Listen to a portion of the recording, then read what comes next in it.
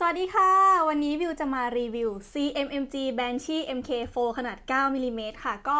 ตาม EP ที่แล้วที่วิวสัญญาทุกคนไว้นะคะว่าวิวจะมารีวิว CMMG Banshee ขนาด9มิลลิเมตรค่ะที่สัญญาไว้ว่าเราจะมาดูกันค่ะว่าปืน Banshee เนี่ยเดิมๆที่ออกมาจากโรงงานเนี่ยเขาสามารถแต่งแบบไหนได้บ้างปืนแต่ละกระบอกเนี่ยเขามีแนวคิดในการใช้ของแต่งแต่ละชิ้นเนี่ยมีการใช้งานยังไงนะคะแล้วก็จะมาดูว่าพอแต่งออกมาแล้วเนี่ยมันจะสวยไหมซึ่ง EP วันนี้ก็ขอประเดิมกระบอกแรกที่ CMG Banshee กระบอกนี้ของวิวเลยค่ะเดี๋ยวเราไปดูกันเลยค่ะว่ามีความน่าสนใจอะไรบ้าง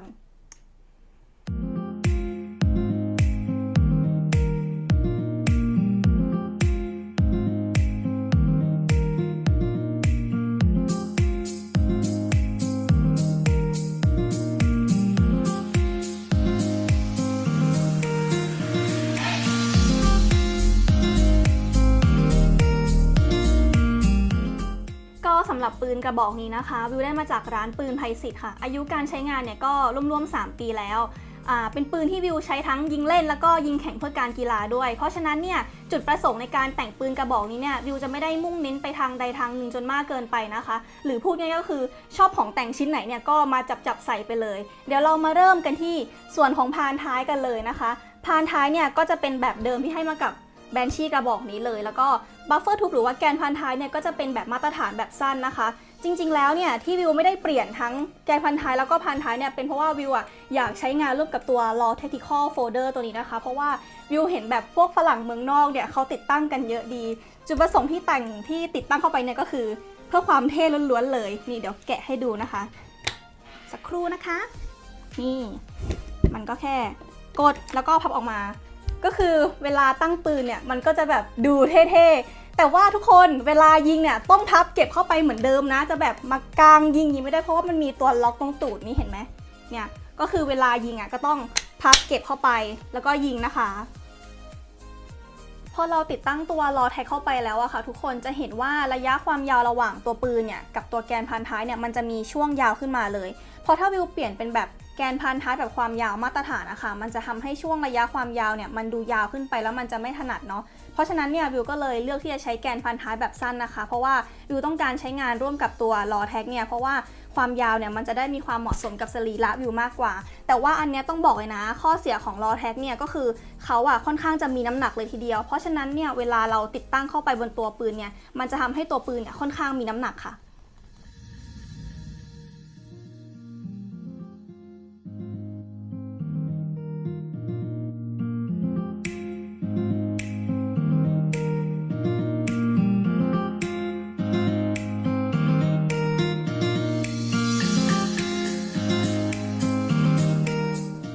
สำหรับตัวแคสเซิลนั้นและตัว End Plate นะคะก็เป็นตัวที่วิวติดตั้งแต่งมาใหม่เหมือนกันค่ะยี่ห้อที่ใช้ก็จะเป็นยี่ห้อ V7 นะคะวัสดุก็จะเป็นไทเทเนียมค่ะซึ่งความพิเศษเขาเนี่ยเขาก็จะมีตัวติดตั้งจุด QD เมาส์เผื่อใช้งานร่วมกับสายสลิงด้วยค่ะสำหรับกริปที่วิวใช้นะคะก็จะเป็นของยี่ห้อ Magpul รุ่น MyAd ค่ะหรือว่าบางคนจะเรียกว่า MIAD ก็แล้วแต่จะเรียกกันเลยซึ่งข้อดีของกริป MyAd รุ่นนี้คือเราสามารถเลือกโปรไฟล์ความหนาของตัวกริปด้านหลังแล้วก็ด้านหน้าได้ค่ะซึ่งโปรไฟล์ตรงด้านหน้านะคะเขาจะมีมาให้หมด2แบบค่ะโปรไฟล์ที่วิวเลือกเนี่ยจะเป็นแบบบางแบบเรียบๆไม่มีอะไรนะคะแต่ว่าอีกตัวเนี่ยมันจะเป็นแบบมีติ่งมีจะงอยเผื่อเวลาบางคนติดตั้งเข้าไปเนี่ยมันก็จะล็อกกับนิ้วพอดีแล้วก็ขยับมาที่ส่วนของโปรไฟล์กิฟทางด้านหลังค่ะเขาจะให้มาทั้งหมด3ตัวนะคะโปรไฟล์แรกจะเป็นโปรไฟล์แบบบางค่ะโปรไฟล์ที่2จะเป็นตัวที่วิวติดตั้งอยู่นะคะแล้วก็แบบที่3คือหนาสุดเลยที่วิวใช้ตัวกลางเนี่ยเพราะว่าต้องบอกว่าวิวเป็นผู้หญิงที่ค่อนข้างจะมือใหญ่ทุกคนวิวก็เลยชอบโปรไฟล์คลิปที่แบบมันค่อนข้างจะอ้วนนิดหน่อยแล้วก็ถ้าสังเกตนะคะตรงด้านบนคลิปเนี่ยเขาจะมีแบบเขาเรียกว่าไงมันจะคอดนิดนึงแล้วก็ลงมาก็จะอ้วนเลยเวลาเราจับเนี่ยมันก็จะเฟิร์มเวลาเอานิ้วชี้ประทับเนี่ยมันก็จะแบบฟีลลิ่งตอนคลิปมันดีมากทุกคนแต่ว่าผู้หญิงหรือพี่ๆผู้ชายบางคนที่แบบมือเล็กเนี่ยก็สามารถเปลี่ยนเป็นโปรไฟล์แบบตัวเล็กได้นะคะแล้วแต่ความถนัดหรือว่าความชอบส่วนบุคคลเลยแล้วก็อีกฟังก์ชันที่แบบเจ๋งมากเกี่ยวกับ Grip MyAd รุ่นนี้เนาะนี่เขาจะมีฟังก์ชันของ Compartment ด้านล่างนะคะให้ดูว่าความพิเศษคืออะไรชุบนี่เขาจะมีขวดน้ำมันแบบนี้มาให้ด้วยนะคะซึ่งวิวก็จะเอามาใส่แบบพวกของเหลวน้ำมันเนี่ยเอาไว้เวลาหลูบปืนเพราะฉะนั้นเนี่ยเวลาเราจะหลูบปืนเนี่ยก็ไม่ต้องพกน้ำมันขวดใหญ่ๆมาเลยเจ๋งเนาะทุกคนวิวชอบแบบ กริปไมแอดรุ่นนี้เพราะว่าได้ขวดน้ำมันรุ่นนี้แหละนี่สุดยอดนะคะจิ๊บเนี่ยเก็บแค่นี้สะดวกมากเลยไม่ต้องพกน้ำมันขวดใหญ่ๆเยี่ยมมากเลย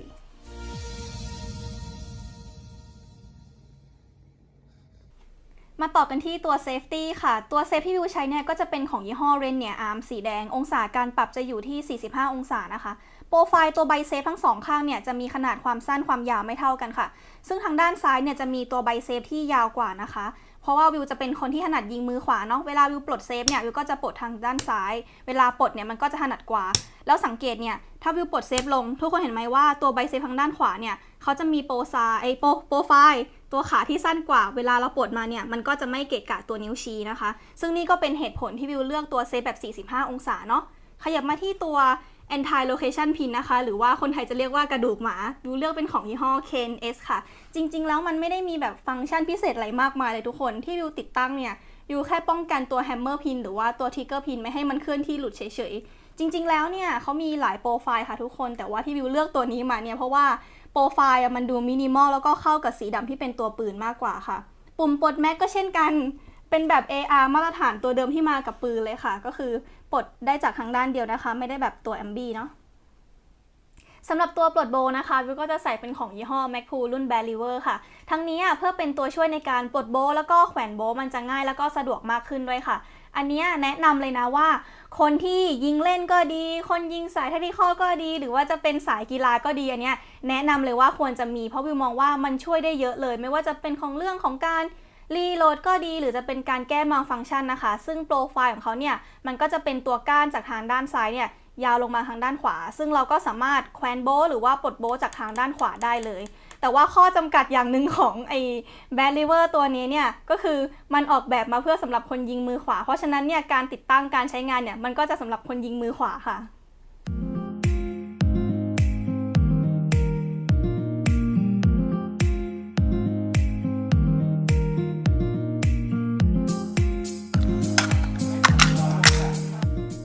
ตัว Trigger Guard นะคะก็จะเป็นของยี่ห้อ Magpul ที่ให้มากับปืนเลยค่ะซึ่งวิวก็ไม่ได้ทำการเปลี่ยนแต่อย่างใดเนาะทุกคนจะสังเกตเห็นนะคะว่าตัว Trigger Guard เนี่ยของวิวมันไม่ได้เชื่อมกับตัว lower แต่ว่ามันจะมาเชื่อมกับตัวบ่อแมกกาซีนแทนค่ะบ่อแมกกาซีนที่วิวใช้เนี่ยก็จะเป็นของยี่ห้อ Lancer นะคะรุ่นแบบเนี้ยก็จะเป็นแบบรุ่น2ชิ้นประกบด้านหน้าแล้วก็ด้านหลังค่ะอีกรุ่นหนึ่งเนี่ยก็จะเป็นแบบรุ่นชิ้นเดียวแบบประกบใส่เข้าไปเลยจุดประสงค์ที่วิวติดตั้งบ่อแมกกาซีนเนี่ยก็เพื่อการกีฬานะคะเวลารีโหลดเนี่ยมันก็จะรีโหลดได้ง่ายขึ้นถ้าพูดถึงเรื่องการติดตั้งเนี่ยมันก็อาจจะดูแบบแปลกๆตานิดนึงเนาะเพราะว่าการติดตั้งเนี่ยมันจะมาติดตั้งแทนตำแหน่งเก่าของ Trigger Guard ค่ะเลยทำให้เราต้องเอาตัว Trigger Guard เนี่ยลงมาติดตั้งในตำแหน่งใหม่ที่ต่ำลงซึ่งมันก็ติดกับบ่อแม็กถ้าพูดในเรื่องของความสวยงามเนี่ยหลายๆคนอาจจะมองว่าการใส่บ่อแม็กกับปืนแบบทรง AR เนี่ยมันดูแบบดูไม่เข้ากันเลยแต่ว่าวิวมองในเรื่องของการใช้งานเป็นหลักนะคะซึ่งสำหรับวิวแล้วเนี่ยวิวมองว่าการใช้งานเนี่ยมันสะดวกมากขึ้นด้วยแล้วมันก็ดูเท่ดูเข้ากับปืนวิวด้วยค่ะ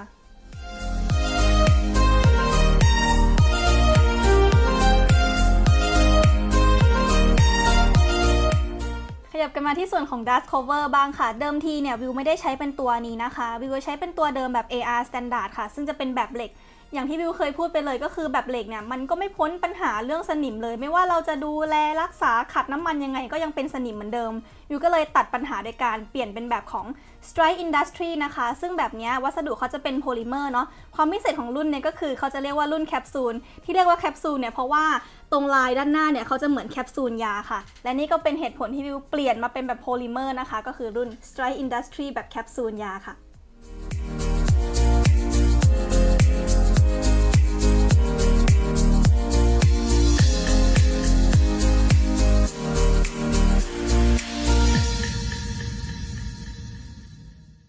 สำหรับตัว charging handle หรือว่าคันรั้งนะคะวิวก็จะใช้เป็นของยี่ห้อ BCM เนาะสำหรับโปรไฟล์ที่วิวติดตั้งมาเนี่ยมันจะไม่ได้เป็นโปรไฟล์ MB ที่สามารถขึ้นลำได้จากทั้ง2ด้านนะคะจะสามารถขึ้นลำได้เฉพาะทางด้านซ้ายค่ะเพราะว่าวิวเนี่ยจะเป็นคนที่ขึ้นลำจากมือซ้ายค่ะก็เลยเลือกโปรไฟล์แบบนี้มา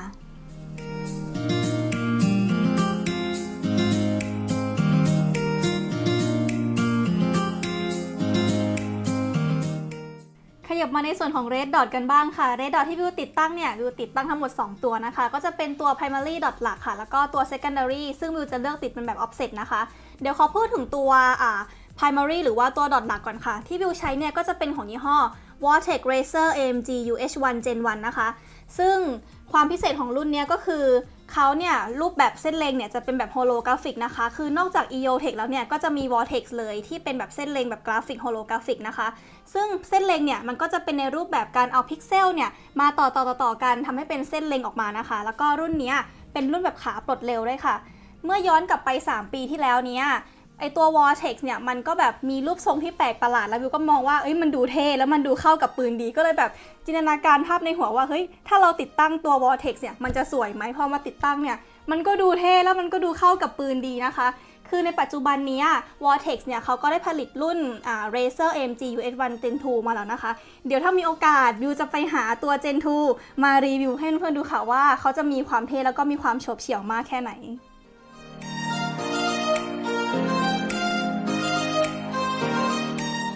ในส่วนของ offset size นะคะวิวก็ใช้ของยี่ห้อ Vortex Racer Red Dot ค่ะติดตั้งอยู่บนขาเฉียง45องศายี่ห้อ Vortex เช่นกันนะคะขนาดจุดเล็งของตัว Red Dot ตัวนี้เนี่ยจะอยู่ที่3 MOA เหตุผลที่วิวหรือว่าแนวคิดที่วิวติดตั้งตัว offset เนี่ยก็เพื่อการกีฬาล้วนๆเลยนะคะจุดประสงค์เนี่ยก็จะมีอยู่หลักๆ2ข้อเลยก็คือ1ในกรณีที่วิวจะออกเอี้ยวยิงแบบด้านซ้ายแล้วแบบมุมยิงมันค่อนข้างจะลึกเนี่ยเวลาวิวใช้ตัว offset เนี่ยในการเล็งมันก็จะถนัดมากกว่านะคะถ้าถามว่าทำไมถึงไม่เปลี่ยนมือยิงแทนล่ะก็คือเหตุผลเลยคือในการกีฬาเนี่ยเราจะไม่นิยมเปลี่ยนมือนะคะเพราะว่ามันจะเสี่ยงแบบปืนล่วงหรือว่าปืนลั่นเนี่ยมันก็จะดูอันตรายเหตุผลหลักๆที่2ก็คือในกรณีที่ Red Dot ตัวหลักของวิวเนี่ยมันเกิดปัญหามันใช้งานไม่ได้วิวก็ยังมี Red Dot ตัวสำรองเนี่ยไว้ใช้งานอยู่นะคะแล้วก็ลืมพูดไปเลยว่าระยะเซตซีโร่ของ Red Dot 2 ตัวเนี้ยวิวเซตอยู่ที่ระยะ15 เมตรเท่ากันนะคะอันนี้เป็นการใช้งานส่วนบุคคลแล้วแต่ของวิวเลยนะแต่ว่าพี่ๆคนอื่นเนี่ยอาจจะมีวัตถุประสงค์ในการใช้งานแตกต่างกันไปก็คืออาจจะเซตซีโร่ในระยะที่ไม่เท่ากันก็ได้อันนี้ก็คือขึ้นอยู่กับการใช้งานส่วนบุคคลนะคะก็ไม่จำเป็นต้องตั้งที่15นะก็แล้วแต่ละคนเลยว่าจะเซตยังไงกัน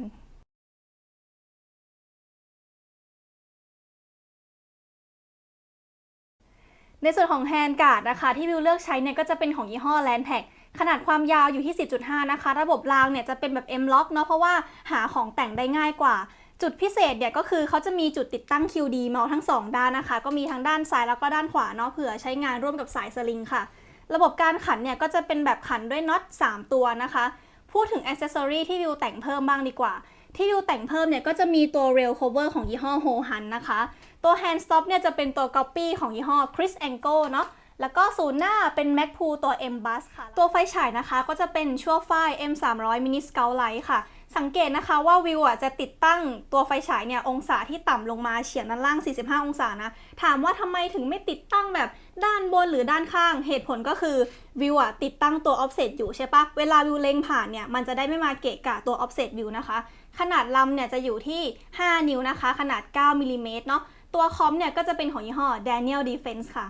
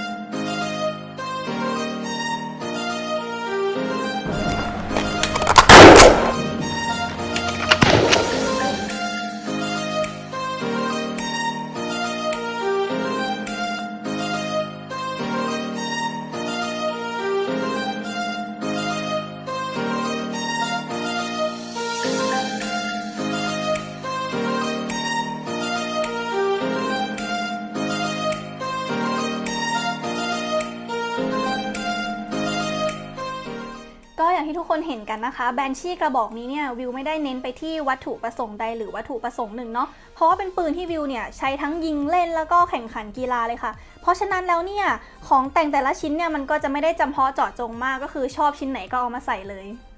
ทุกคนอาจจะเห็นนะคะว่าสภาพปืนโดยรวมเนี่ยมันอาจจะดูเก่าดูโทรมไปหน่อยแต่ว่าส่วนตัวแล้วเนี่ยวิวก็แบบเซอร์วิสแมนเทนแนนซ์ระบบมันอยู่ตลอดนะซึ่งระบบภายในมันเนี่ยก็ไม่ได้มีปัญหาถึงขั้นแบบอะไหล่พังหรือชิ้นส่วนมีปัญหาถึงขั้นยิงไม่ได้เนี่ยไม่มีเลยเพราะว่าวิวก็ดูแลมันอยู่ตลอดนะคะซึ่งปัจจุบันนะคะกระบอกเนี่ยก็เข้าสู่ปีที่3แล้วเนาะเรียกได้ว่าเป็นปืนที่ยิงเยอะสุดในบ้านเลยก็ว่าได้นะทุกคนเพราะว่าคาดว่าน่าจะยิงทะลุเท่าไหร่อ่ะโหแบบวิวว่าเกิน 20,000 นัดไปแน่นอนเนี่ยถึงสภาพมันจะดูเก่าดูโทรมแต่มันก็ยังดูโอเคอยู่ปัจจุบันนี้ก็ถือว่าเขาได้พักผ่อนแล้วเพราะว่ามีอีกกระบอกหนึ่งเนี่ยมาใช้งานแทนนะคะคือวิวต้องบอกนะวิวเป็นคนไม่ซีเรียสเลยว่าชิ้นส่วนเนี่ยมันจะแบบดูเก่าดูโทรมเพราะว่าเป็นปืนที่ใช้งานวิวยิ่งมองกลับด้วยว่าพอปืนมันยิ่งเก่ามันจะยิ่งดูเท่มันดูขลังแล้วก็ดูมีเสน่ห์มากขึ้นด้วยค่ะคือวิวไม่ซีเรียสเลยนะถ้าปืนมันจะมีริ้วรอยหรือมีสภาพแบบโทรมสำหรับวิวแล้วนะคะแบนชี่เนี่ยถือว่าเป็นปืนที่ยิงสนุกมากๆไม่ว่าปัจจุบันเนี้ยเขาจะมีปืนขนาด9มิลลิเมตรออกมาหลายยี่ห้อหลายรุ่นมากแค่ไหนที่หนึ่งในใจ number one ของวิวเนี่ยยังไงก็ยังคงเป็นแบนชี่นะคะและที่เราเห็นกันนะคะว่าตัว CMMG Banshee เนี่ยเขาจะมีหน้าตาแล้วก็แพลตฟอร์มคล้ายกับ AR-15 แทบจะ 100% เลยไม่ว่าจะเป็นระบบลูกเลื่อนภายในซึ่งเนี่ยวิวมองว่าพี่ๆหรือเพื่อนๆคนไหนต้องการจะซื้อปืน Banshee มาตกแต่งเพื่อความสวยงามนะวิวมองว่ากระบอกเนี้ยมันตอบโจทย์มากๆเลยซึ่งรวมถึงตัววิวด้วยที่วิวมองว่ามันเป็นแพลตฟอร์ม AR-15 เนี่ยเวลาแต่งแล้วมันก็ดูสวยดีด้วยค่ะ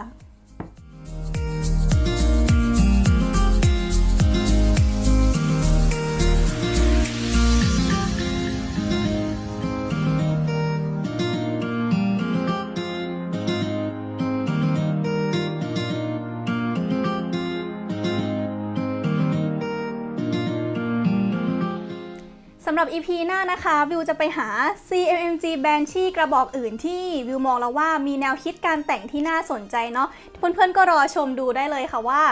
EP หน้าเนี่ยวิวจะมารีวิว Banshee กระบอกไหนเนาะเพื่อนๆคนไหนที่มีคำถามหรือมีข้อสงสัยอะไรเกี่ยวกับคลิปนี้ในวันนี้นะคะก็สามารถคอมเมนต์ถามกันมาใต้คลิปได้เลยเนาะสำหรับ EP นี้นะคะเพื่อนๆคนไหนที่ชอบคลิปนี้ก็อย่าลืมกดไลค์กดแชร์กด Subscribe เพื่อเป็นกำลังใจให้วิวทำคอนเทนต์ต่อๆไปด้วยนะคะสำหรับวันนี้วิวต้องขอตัวลาไปก่อนนะคะสวัสดีค่ะทุกคน